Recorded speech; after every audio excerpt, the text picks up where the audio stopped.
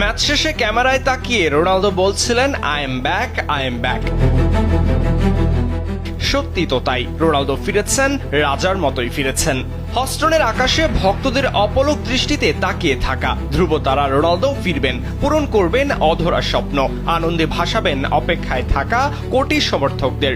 Ronaldo তার দায়িত্ব পালনের সময় নেননি। ম্যাচের মাত্র 6 মিনিটেই গোল করে ভাঙলেন ইতিহাস, বনে গেলেন বিশ্বকাপে পর্তুগিজ ইতিহাসের সেরা গোলদাতা।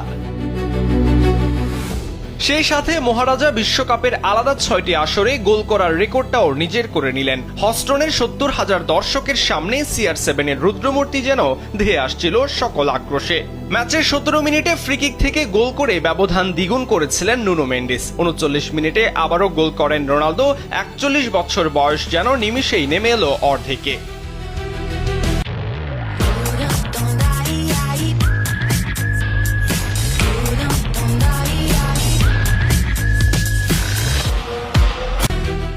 প্রথম ম্যাচে কেপ ভার্দের বিপক্ষে ড্র করার পর পর্তুগাল এবং রোনালদোকে এক হাতে নিয়েছিল সমালোচকরা। উজবেকিস্তানের বিপক্ষে সেই ঝাঁঝি যেন মেটালেন রোনালদো এবং পর্তুগাল। পুরো ম্যাচে এক পেশে 66% বল পজিশন ধরে রেখে 17টি অ্যাটাক, 9টি শট অন টার্গেট নিয়েছেন রোনালদো, ফেলিক্স, বিতিনহারা।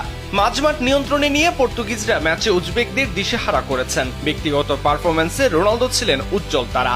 8.5 রেটিং, 4টি গ্রাউন্ড ডুয়েল, 1টি এরিয়াল ডুয়েলও ছিল। গোলমুখে রোনালদোর টোটাল শট 5টি, 3টি বড় সুযোগ তৈরি করেছিলেন। 68% নির্ভুল পাসও দিয়েছেন এদিন CR7। রোনালদোর এমন দিনে উজবেকিস্তানকে 5-0 গোলে উড়িয়ে দিয়ে পরের রাউন্ডে এগিয়ে গেল পর্তুগাল।